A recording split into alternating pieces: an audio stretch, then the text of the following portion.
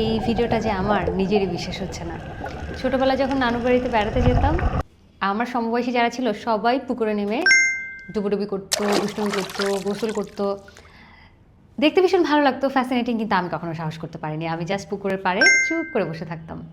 And then years later যখন আমি Phuket ঘুরতে গেলাম, দেন নিজে বললাম, okay Sonia, let's be brave, স্নোরকেলিংটা ট্রাই করা যাক।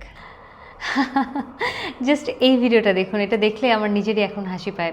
মানে পানি খাচ্ছিলাম, মাস্ক ঠিকমতো পরতে পারছিলাম না, ভয় পাচ্ছিলাম, সাঁতার ঠিকমতো জানি না, মানে পা যেভাবে আসলে আমি লাফাচ্ছিলাম, আশেপাশের মানুষও ভয় পেয়ে যাচ্ছিল। সত্যি বলতে কি, ওই এক্সপিরিয়েন্সের পরে আমি কখনো ভাবিনি যে স্কুবা ডাইভিং করব।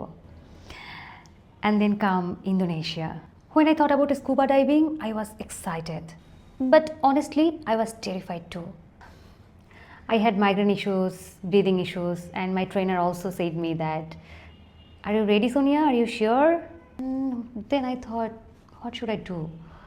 আমি কি পারবো? বাট একটা কথা আছে না, মানুষ তার স্বপ্নের থেকেও বড়।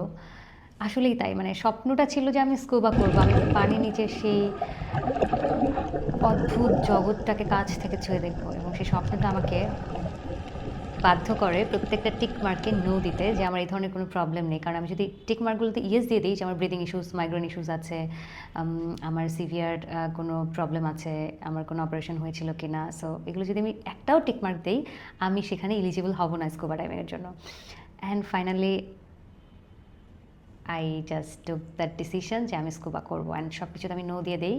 আমার ট্রেনার আমাকে নিয়ে সুইমিং পুলে যায়, সেখানে প্রায় 2 থেকে 2.5 ঘন্টার মতো একটা ট্রেনিং হয়। That training was so, for me it was like difficult. অনেকে হয়তো অনেক দ্রুত পারে, বাট আমার জন্য অনেক ডিফিকাল্ট ছিল। একটু একটু করে শেখা, কয়েকবার পানি খেয়েছি, কয়েকবার ডুবে যাচ্ছিলাম, ভয় পাচ্ছিলাম ডুব দিতে। And then the final moment কেম।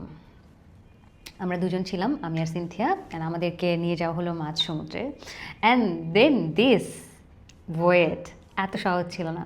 আমাকে যখন প্রিপেয়ার করা হলো, মাস্ক পরানো হলো, গ্লাস পরানো হলো, পেছনে অনেক হেভি ওয়েট বেঁধে দেওয়া হলো।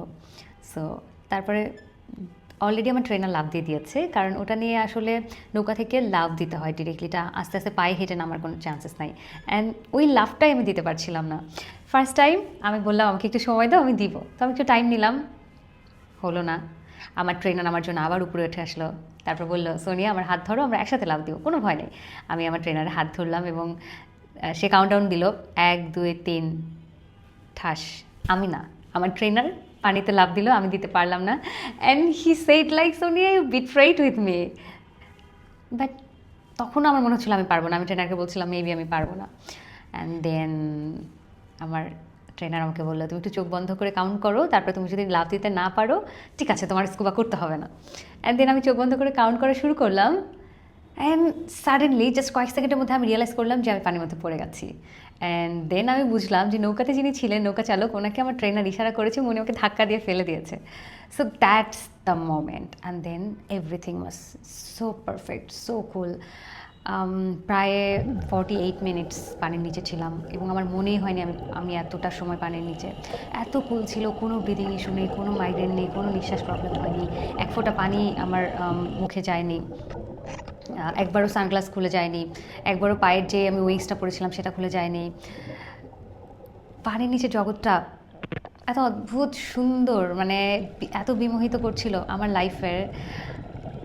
If I describe my most beautiful moment in my life, this is scuba diving. And এটা ছিল ইন্দোনেশিয়াতে। ও মাই গড, আমি আসলে মানে ভাবলেই অন্য জগতে চলে যাচ্ছি। আর আমি আমার লাইফে যতবার সুযোগ পাবো আমি স্কুবা ডাইভিংটা মিস করবো না। অলরাইট, আমি একটু ইমোশনাল হয়ে যাচ্ছিলাম। আমি পেরেছি। এই যে একটা একটা করে স্বপ্ন পূরণ হওয়া এবং সেটার যে অনুভূতি, সেটা কিন্তু একেবারে অন্যরকম। আর গো গার্লসের সাথে যারা যারা ইন্দোনেশিয়া ট্রিপ করছেন, অনেকেই কিন্তু স্কুবা ডাইভিং করতে চান। আমাদের আইটিনারিতে না থাকলেও আমি কিন্তু সবাইকে সেটা অ্যারেঞ্জ করে দেই। So join us. শুধু মেয়ে বলেই যে একা একা ঘুরতে যাওয়া যাবে না, পরিবারের বাইরে ঘুরতে যাওয়া যাবে না, সেই ব্যারিয়ার কিন্তু এখন ভেঙে গেছে। আপনি যদি ফাইন্যান্সিয়ালি স্টেবল হন, আপনার স্বপ্ন যদি থাকে বিশ্ব ভ্রমণের, জয়েন আস। গো গার্লস আপনাদের জন্যই।